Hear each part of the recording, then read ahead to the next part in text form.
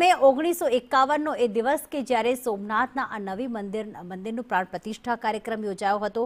આવતીકાલે ત્યારે 75 વર્ષ પૂર્ણ થઈ રહ્યા છે, એટલે કે તેની જે તિથિ નહીં પરંતુ તારીખ અનુસાર જ્યારે 75 વર્ષ પૂર્ણ થઈ રહ્યા છે, ત્યારે આ પ્રસંગે આવતીકાલે પ્રધાનમંત્રી નરેન્દ્ર મોદી દ્વારા સોમનાથમાં પૂજન અર્ચન કરવામાં આવશે, મહામૃત્યુંજયના પાઠ કરવામાં આવશે અને સાથે યોજાશે એક જાહેર સભા।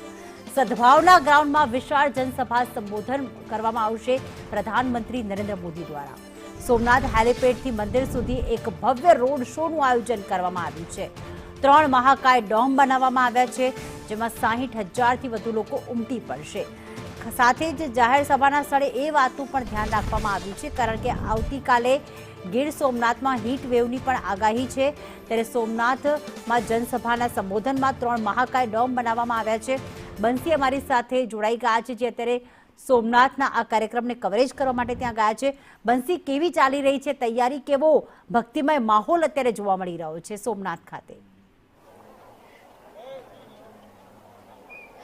જી પ્રીતિ, જે રીતે વાત કરવામાં આવે કે 13 નવેમ્બર અને 1947માં લીધેલો આ સંકલ્પ જે છે તે સાર્થક તો થઈ ચૂક્યો છે, પરંતુ આજે તેની ખ્યાતિ જે છે તે દેશમાં, પૂરા વિશ્વમાં જે છે તે ફેલાઈ રહી છે અને પ્રધાનમંત્રી મોદીનું આગમન થઈ રહ્યું છે, ત્યારે ખૂબ સુંદર બધી તૈયારીઓ કરવામાં આવી છે।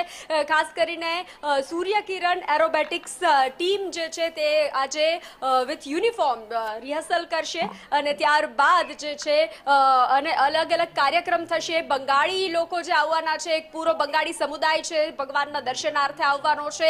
પ્રધાનમંત્રી મોદીને લઈ અને આખરી ઓપ આપવામાં આવ્યો છે। આપ જોઈ રહ્યા છો મંદિરને સુંદર રીતે શણગારવામાં આવ્યું છે અને ખાસ કરીને સોમનાથ મંદિરની જે 75મી વર્ષગાંઠ છે, તો આકાશમાં શૌર્ય બતાવશે, કરતબ બતાવશે, જે રીતે તિરંગા જ્યારે પ્રધાનમંત્રી નરેન્દ્ર મોદી અંદર પૂજન અર્ચન કરતા હશે, ત્યારે સૂર્યકિરણ એરોબેટિક્સ ટીમ દ્વારા અલગ અલગ કરતબ જે છે તે કરવામાં આવશે। ત્યારબાદ પુષ્પ વર્ષા કરવામાં આવશે અને જે આ ધ્વજ સુશોભિત છે અને જે સુવર્ણ કળશ જે છે સુશોભિત છે, તેના પર જળા અભિષેક કરવામાં આવશે। તો હાલ તૈયારીઓને આખરી ઓપ આપવામાં આવી રહ્યો છે।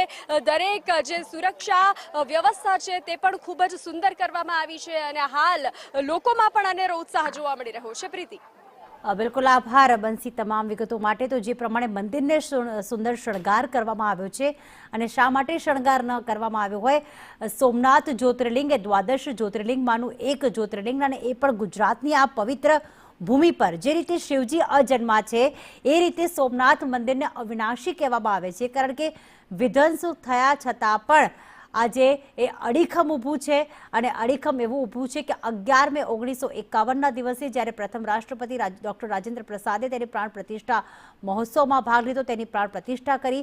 આજે એ મંદિર અડીખમ છે, ન માત્ર ગુજરાતનું પરંતુ સમગ્ર ભારતનું એ સન્માન છે અને આવા અવિનાશી મંદિર ખાતે જ્યારે પ્રધાનમંત્રી આવી રહ્યા હોય ત્યારે અનેરો ઉત્સાહ જોવા મળી રહ્યો છે। તેમના સ્વાગતને લઈને ગીર સોમનાથની આ પવિત્ર ભૂમિ અને આ પવિત્ર ભૂમિ પર પ્રધાનમંત્રી નરેન્દ્ર મોદી આવી રહ્યા છે, ત્યારે તૈયારીઓને આખરી ઓપ આપવામાં આવી રહ્યો છે અને આ પ્રાણ પ્રતિષ્ઠા મહોત્સવને વધુ કહેવાય કે વધુ સુંદર બનાવશે શૌર્યતાના એ પ્રતીક આપણી વાયુસેના, કે જ્યારે પુષ્પ વર્ષા કરવામાં આવશે આકાશ ઉપર।